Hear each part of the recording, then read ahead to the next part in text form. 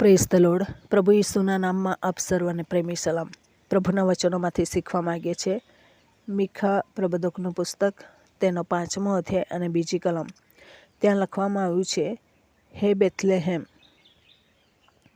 એફ્રાથા, જો કે તું નાનું છે તો પણ તારામાંથી એક અધિપતિ નીકળશે. બેથલેહેમની ગણતરી કંઈ જ નહીં હતી. આમ જોવા જઈએ તો રાહેલનું મરણ થાય છે અને બેથલેહેમના નજીક એને દાટવામાં આવે છે.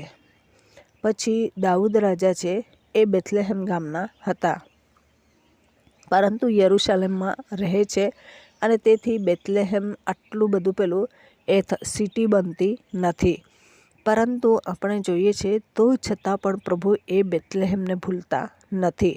બેથલેહેમને માટે પ્રભુની કંઈક યોજના હતી અને બધા લોકોએ એને નાનું જ રાખ્યું.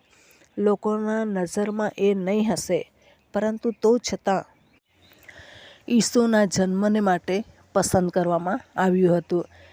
પ્રભુની યોજના પાર પાડવાને માટે નાના મોટા કોઈ જ પ્રભુની નજરમાં એ નથી, પરંતુ બધા સમાન છે અને એ પ્રમાણે એમની યોજના પૂર્ણ કરે છે. આજે તમે ખૂણામાં રહીને સેવા કરી રહ્યા હશે.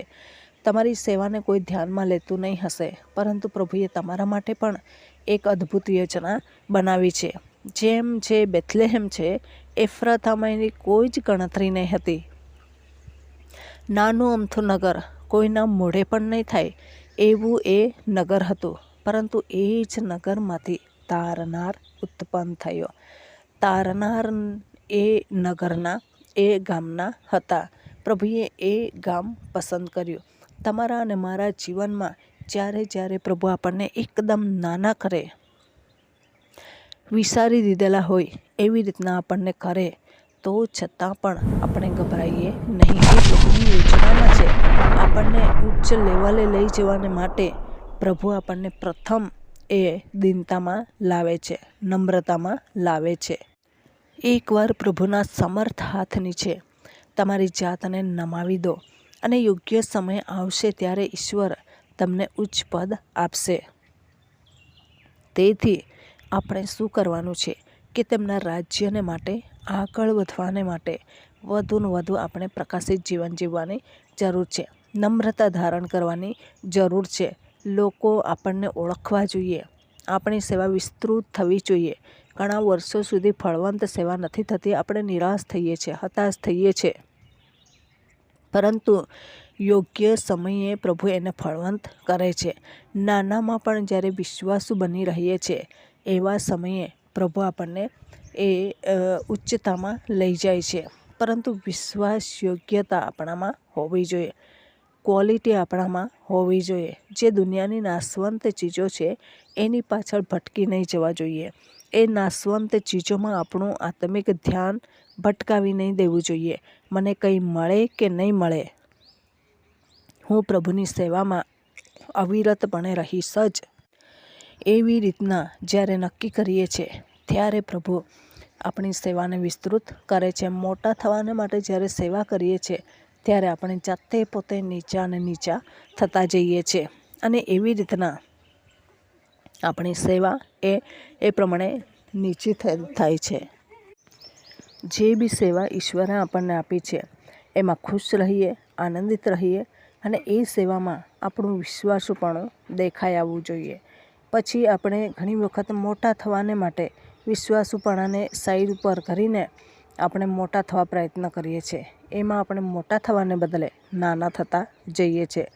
એક બાઇબલ કોલેજમાં, સેમિનરીમાં એક પ્રોફેસર હતા અને એ વિચારતા હતા કે આ પ્રમાણે આગળ વધો. એટલે વર્ષ એ પ્રમાણે આગળ વધવાને માટે પ્રયત્ન કરતા હતા. પરંતુ પછી ધીમે ધીમે આગળ તો વધ્યા, પરંતુ પછી અમુક બાબતો પસંદ નહીં પડી. એટલે બહુ ઊંચા લેવલ પર પહોંચી ગયા, પરંતુ ત્યાંથી સૌથી નીચા લેવલ ઉપર એમને મૂકી દેવામાં આવ્યા. પછી ત્યાંના સ્ટુડન્ટો હતા, એ લોકો વાત કરવા લાગ્યા કે જાતે પોતે ઉપર જવાને માટે કોશિશ કરતા હતા અને એના લઈને એમની આ પરિસ્થિતિ સર્જાય. તમારા અને મારા જીવનમાં જ્યાં સુધી પ્રભુ આપણને આગળ વધવા ના પાડે ત્યાં સુધી આપણે ત્યાં જ ઊભા રહીને પ્રભુની સેવામાં જોડાઈએ, કેમ કે આપણું આત્મિક બાંધકામ વ્યવસ્થિત થયું નથી. એટલા માટે આપણા જે પાયાઓ છે મજબૂત થયા નથી. ખ્રિસ્તી જીવન છે એ બરાબર ક્વોલિટીવાળું નથી. આપણે પ્રભુના માટે મરવા તૈયાર નથી, તો પછી પ્રભુ કેમ આપણને એ આસમાનની મોટી સેવા સોંપે? એ સોંપશે નહીં, કેમ કે આપણે વફાદાર નથી, વિશ્વાસુ નથી. આપણે જગીક વાનાઓમાં ડોક્યા મારનારા છે, અને જગીક અને દૈહિક અને ભૌતિક અને એમાં આપણે એટલા બધા તૂટી પડીએ છીએ, અને ત્યાં પ્રભુના નામને બટ્ટો લાગે છે, અને એના લઈને પ્રભુ પછી છોડી દે છે કે તમે હવે એ પ્રમાણેની સેવા નહીં કરો, આ પ્રમાણેની સેવા કરો. આપણે નમ્ર બનીએ, દીન બનીએ અને પ્રભુના સેવામાં આગળ અને આગળ વધતા રહીએ. તો આ વચન પ્રમાણે જીવન જીવવા પ્રભુ આપણને સહાય કરે. વચનનો આશીર્વાદ પ્રભુ આપણને સર્વને પૂરો પાડે. આમેન. પ્રાર્થના કરીએ. પ્રેમાળ પરમેશ્વર પિતા, અમે તમારો આભાર માનીએ છીએ, તમારી સ્તુતિ કરીએ છીએ. તમામ શ્રોતાજનોની સાથે રહેજો, હરેક જોખમોમાંથી તમે બચાવજો. વધુને વધુ તમારા મહિમાને માટે ઉપયોગી બનવાને માટે કૃપા પૂરી પાડો. હરેક અંધકારની શક્તિમાંથી બચાવજો. તમે દયાના સાગર છો, તેના માટે પ્રભુ અમે તમારો આભાર માનીએ છીએ, તમારી સ્તુતિ જ કરીએ છીએ. વધુને વધુ પ્રભુ તમને માન અને મહિમા મળતું જીવન જીવવાને માટે કૃપા પૂરી પાડો. આ પ્રાર્થના પ્રભુ ઈસુના મૂલ્યવાન નામની અંદર માગીએ છે. Amen. Thank you. Praise the lord. God bless you. Amen.